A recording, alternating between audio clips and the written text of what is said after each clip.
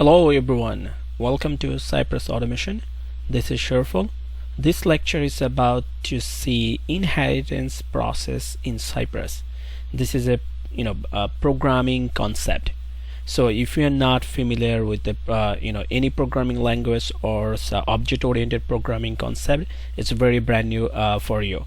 But you gotta have some idea and knowledge about the programming, because it's automation nowadays. It's all about the coding. So you need some sort of programming concept to build some sort of the different frameworks, especially say page object pattern design. When you are going to build actual framework, it could be based on your BDD, Cucumber framework, or data driven framework, whatever it is. But if your framework is based on page object pattern design, that time you need to know some of the programming concept where the different classes, how to create the class, as well as how you can make a relationship between two classes, and call different function from one class to another. So that's a huge topic. But it's overall where this lecture, I'm trying to make it very simple to see what is inheritance process or mechanism in object-oriented programming, and then we'll see some very simple one of the example. Okay, so just to give you the idea what is inheritance, let's see in simple answer what is inheritance. So inheritance is a process or mechanism that can be defined it's called object-oriented programming concept. So that the programming, say Java and some other programming language, C++, all are object-oriented programming. So based for object-oriented programming language, it is one of the very important pillar or part that inheritance. That program have to be support inheritance concept. So simply, inheritance is a mechanism or process of object-oriented programming language where one class acquires the properties. It means other classes like method, variable, field. So one class can use or call or acquire another class's properties without any hesitation, without any reference. So the class which inherits the properties of other is known as subclass, or you can say child class, and the class whose properties are inherited is known as superclass or parent class. In a very practical way, to give you an example, like every kids, they have the direct access of the properties of their parents. So in that sense, inheritance is such kind of relationship. It builds such kind of relationship between parent class and child class. So child class, they have the direct access to any properties of the parent class. So that's the mechanism. It's called inheritance in programming language. So same like in our human relationship, like kids, they have the direct access any properties of the parents. They have the rights. They don't need any reference. The same way, when there is a relationship, you can establish between two classes. One class will consider as a child class, another one will consider as a parent class, and the child class can access any properties of the parent class directly without any reference. Here is and to establish that kind of relationship in programming language, we use one keyword. It's called extends. Just remember that. We'll see shortly with an example. So extend is the keyword that is used to inherit the properties of a class, right? So this is the keyword that will establish the inheritance relationship between two classes. Here is one syntax example. So assume that this is your class name is superclass or whatever the name, and here is some of the properties like some of the function or variable, and here is another class is called a class. I just give a name like class subclass or whatever the name you give. As soon as you use extend keyword over here like that, extend, and then you call your superclass or parent class over here. So it means this class will consider sub will consider as a child class, and your super will consider as a parent class. And inside the so this part is actually the part of your subclass or your child class. So inside over here it may have its own properties, own variable, method or function, as well as it can directly call any one of the function from the superclass over here directly, because this subclass is considering as a child of the superclass. So that's why it has a direct access to call any properties. So that's the simple way I can explain the inheritance mechanism or process. So if you want to know more in details, I have a separate tutorial. It's based on Java, but the concept is same. Overall, any programming language which is based on object oriented, all the concept is same. Let me show you a very quick in the tutorial I do have. So if you go to our channel like Codenbox Automation Lab, and up there if you go playlist, and in a playlist you can see you can find Selenium. It should have a Java Essential something. Okay, here we go. You can see there is a a playlist. Its name is Java Essential for Selenium. It is it has lots of videos. Okay, it has lots of videos, so you can see it's based on all Java, started from scratch. So the idea, it's all the same. You can see if you go if you want interested to learn Java, you can start from here, you can learn it. But if you're familiar the idea, or you just need to get some very basic information about the that's inheritance. So if you go a little bit down, you can see here we go, inheritance, Java inheritance. What is inheritance in Java? It's the same concept, doesn't matter you use the Java or Python or JavaScript. The concept is same as I just explained you. So you can watch this video too to get a clear idea about the inheritance process. Okay, so now we're going to see some example. So let's minimize this. So I create we're back to our VS Code. I create one spec file. I give a name inheritance. Okay, so since inheritance, as I said, is a mechanism or process where there will be two classes. One class will consider as a parent class, another one will consider as a child class. So we have to create two classes.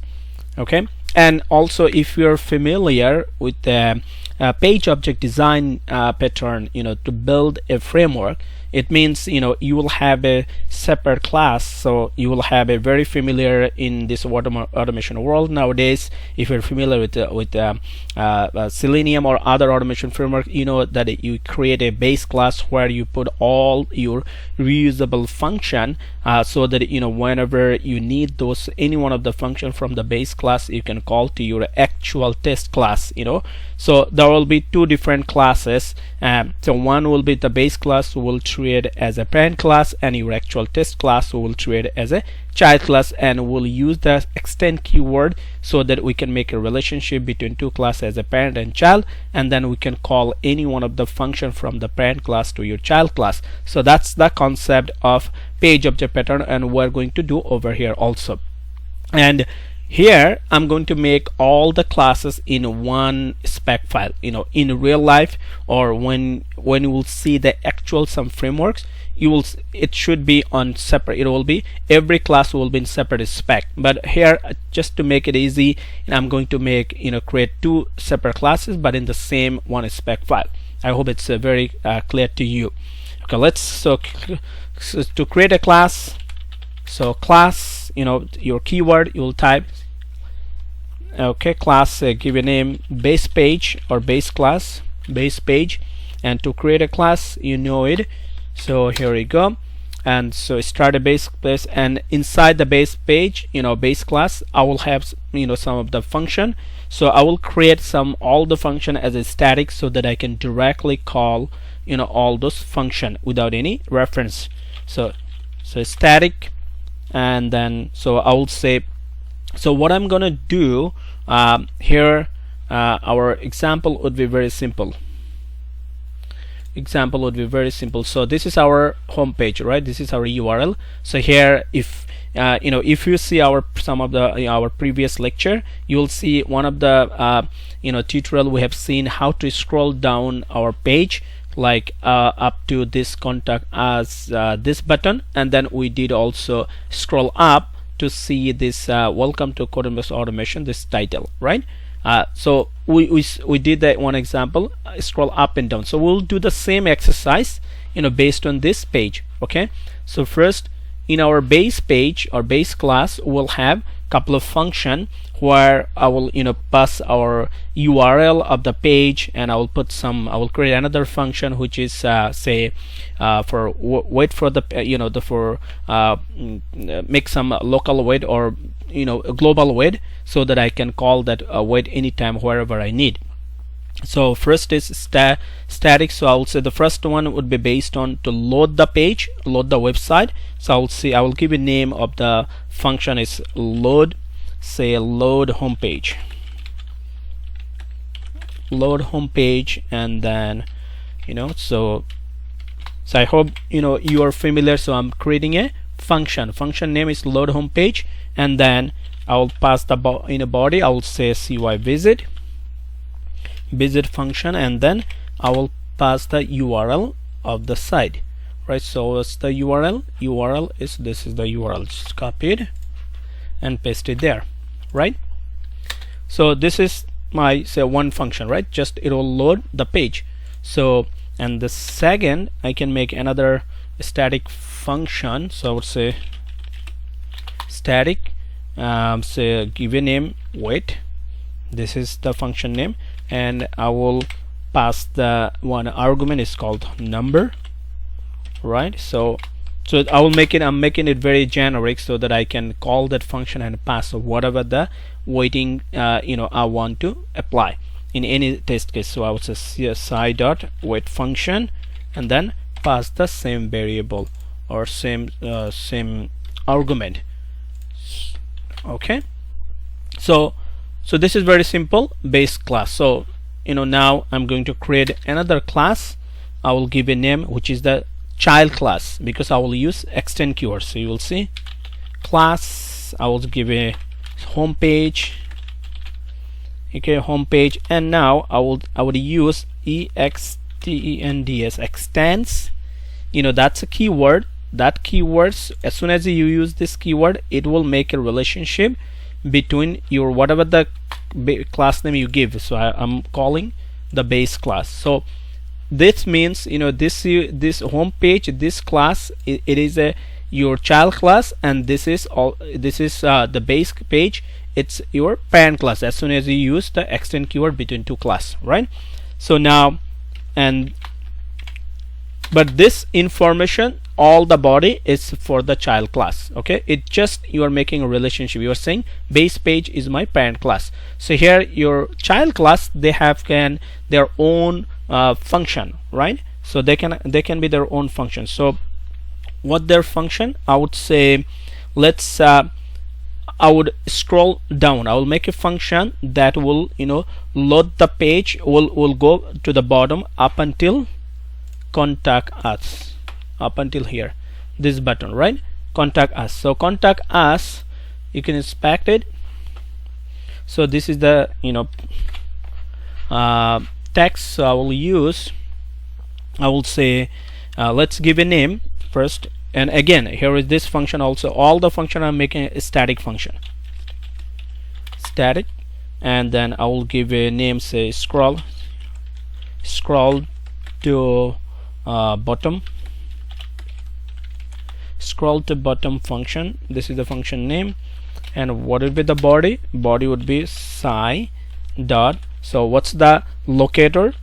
Contains the locator, it's a contain contact us. So, and this is the locator, and there is a Cypress command or function that automatically will go scroll down or scroll into view whatever your locator you pass. If you pass the locator is down, it will go down. If you pass the locator is up, it will go up. So but the same function name is called scroll into view. scroll into view. No. Scroll into view. You can see that's a method. Okay. And then I will create another one to go up, right? So just copy it and change it over here. I will give it scroll to up. I will change the method name up. And what's the up? Up is, I will go here, right? So if you spy it, you can see here. I mean, you can use here we go. You can use this welcome to the. This is a little bit long text. Still, you can use sci dot contains. Then you can pass the text. You can do this, or maybe you can use crop paths, right? CSS selector. You can see it's it looks like a little bit long crop path. So other than if you see, in our just the previous lecture, I use for the spec. I mean. Locator for the same element, like the title, like this title, welcome to Codenbox. This title, I found the locator using the test runner. So if you haven't seen my the last video, which is based on scroll up and down, so please watch that video. You can easily see that's how I use the test runner to find any locator also, based on CSS selector. So I'm going to use the same CSS selector from my last class, so last tutorial. So here is the one. Scroll down here. I'm going to update the code. So it's a cy get, and this is the locator that for the same title. I got this locator once again through that the test runner, and then the same function is scroll into view. Okay, so that's that two static function for this child. Okay, so now in a Mocha framework, as per the Mocha framework, what we are going to do, we have to write two block, which is our, so this is just about the two classes. So we haven't start to write our test cases, because test cases should be inside the it block, and it block should be inside the describe block, right?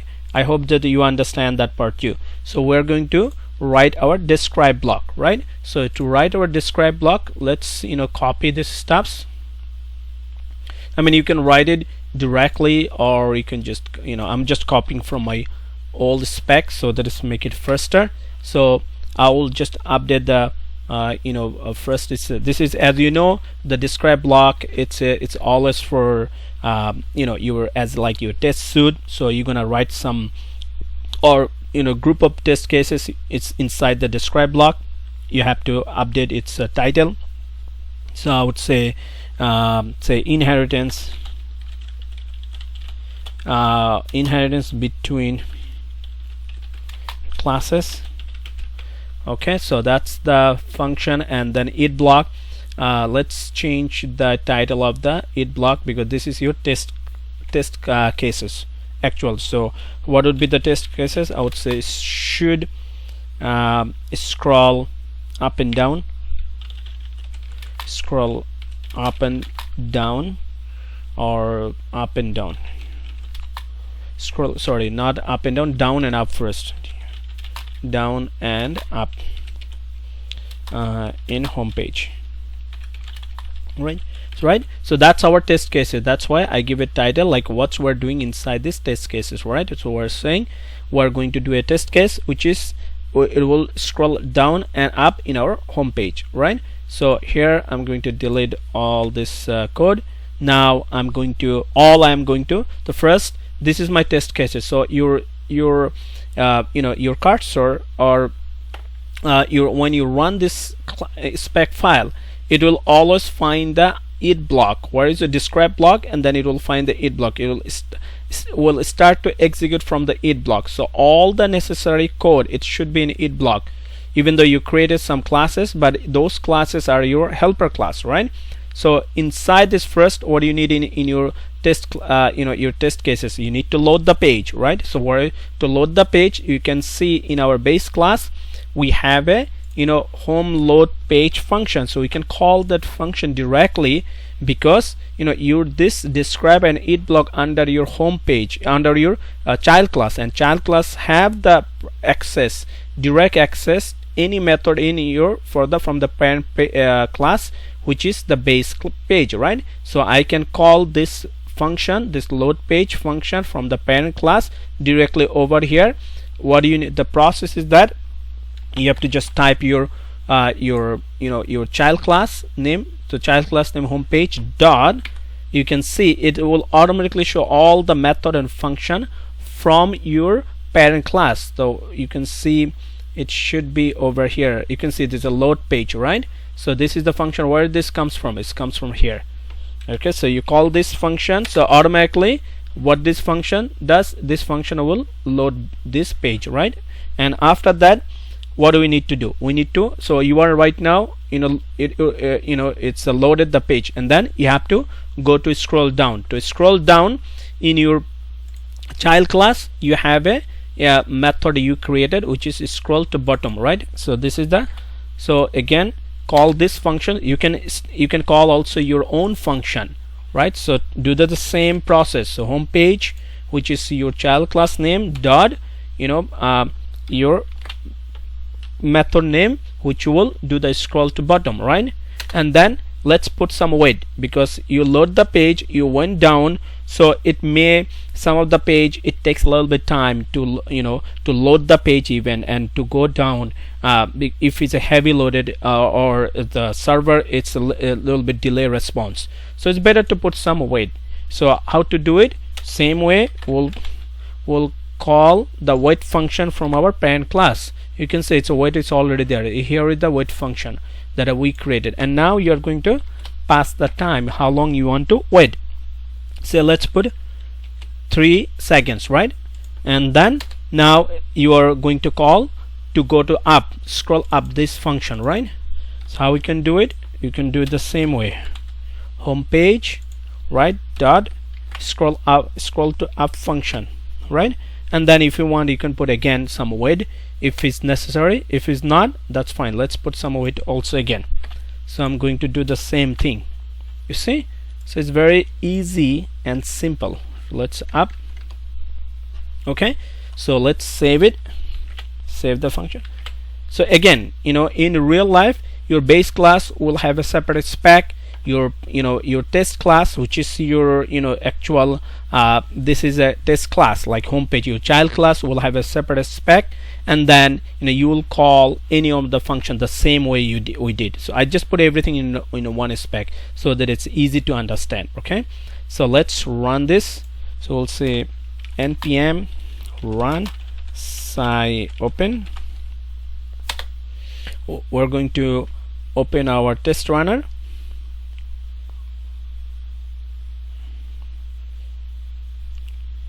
Okay, so our spec name is inheritance, that is spec, right? Let's make it a little bit bigger. Okay, it's loading the page. Here we go. You can see it's done and then went up again. Did you see it? And it's the wait time. So here is the it's loaded the page. Where this comes from, it's the load home page, the function that we use, and then it's contained, it's this is the code that's related to scroll down up to contact adds that button, right? Then it's waited, wait 3 seconds, and then it goes up. You can see welcome to Codenbox Automation Lab, and then it's waited again. Okay, so that's the way you can do the inheritance mechanism, apply the inheritance mechanism or process in your test classes or in your framework. This is very effective, the process, especially when you build the framework like BDD framework or data driven framework based on page object pattern model. So I hope that you have some concept or some knowledge about the page object pattern. Okay, if it's not, check one of our video, the page object pattern. We have a framework separate video related with the page object and the framework, and then you can have some knowledge about the page object pattern design. Okay, I hope it's very simple, easy, and clear. And thanks a lot. Stay tuned. There's a lots of interesting features is coming up, or in future lecture. Just wait for the upcoming video and watch it. Thank you so much. Have a good one.